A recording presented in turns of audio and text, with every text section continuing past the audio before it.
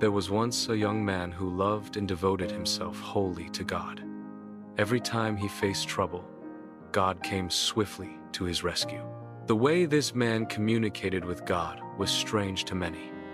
It was as if he could see God standing beside him, as if the Almighty was his visible companion. But there was something even more mysterious. Whenever anyone tried to harm this man, God troubled that person tenfold. Even when he's at fault by hurting others, God still directs his fume towards others instead of him. Many people, friends, neighbors, even his own brothers became jealous of him. They could not understand why everything he touched prospered. One day, his elder brothers, James and Nathaniel, conspired against him. They hired armed robbers to destroy his business, saying, "Let us see if his God will save him this time." But little did they know that the robbers themselves were jealous of the young man's success. Instead of stealing, they burned down his shop and destroyed all his goods. When the young man arrived and saw the ruins, he fell on his knees and said, "Father, were you there when this happened?" He wept, but not for long, because heaven heard his cry. Soon after, strange things began to happen. His two brothers fell sick with diseases no doctor could understand. Their wives and children also became ill.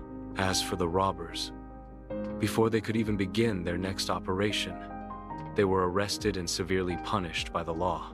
When all human help failed, James and Nathaniel went to a prophet for answers. The prophet said, "Go and confess to your brother. That is the only way you will be healed." They obeyed.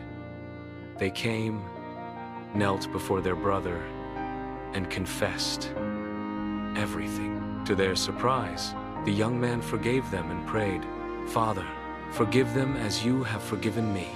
Instantly, healing came upon them. Then they asked him, "Brother, tell us your secret. Why does God always fight for you? Why does he punish those who hurt you and bless you even when you make mistakes?"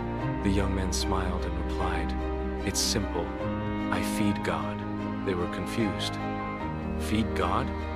But God is immortal. How can you feed the invisible?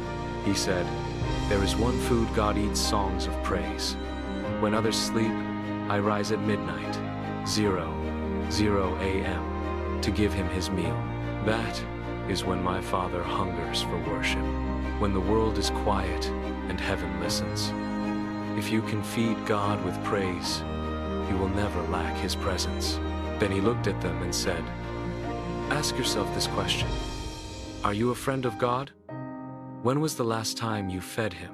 God delights in the praises of his people.